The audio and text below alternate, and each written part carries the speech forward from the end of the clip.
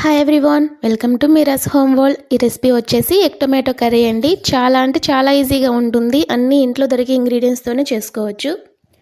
ఈ curry rice చపాతీలోకి చాలా బాగుంటుంది. ముందుగా అండి పెట్టి 3 టేబుల్ స్పూన్స్ ఆఫ్ ఆయిల్ వేసి చెక్క, లవంగం, యాలుక, బిర్యానీ ఆకు, జీలకర్ర, పచ్చిమిర్చి, ఆనియన్ పేస్ట్ అండి ఇది, అల్లం పేస్ట్ వేసి పచ్చివాసన పోయిన దాకా వేయించుకోవాలి. అందులోనే కరివేపాకు, టమాటా ప్యూరీ, ఉప్పు, పసుపు, కారం, ధనియా పౌడర్, గరం మసాలా పౌడర్ వేసి 2 నిమిషాల పాటు మగ్గపెట్టాలి. 2 నిమిషాల తర్వాత మూత తీసి చూసి గ్రేవీకి తగ్గట్టు వాటర్ పోసుకొని ఉడికించి పెట్టుకున్న ఎగ్స్ని రౌండ్గా కట్ చేసి వేసుకోవాలి. వీటిని గరిటెతో తిప్పకుండా నేను చూపించిన విధంగా తిప్పాలి. తిప్పిన తర్వాత మూత పెట్టి 5 నిమిషాల పాటు ఉడికించుకోవాలి.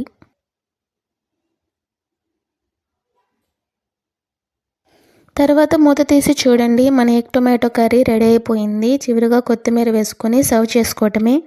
అంతే అండి, ఎంతో టేస్టీగా ఉండే ఎగ్ టొమాటో కర్రీ.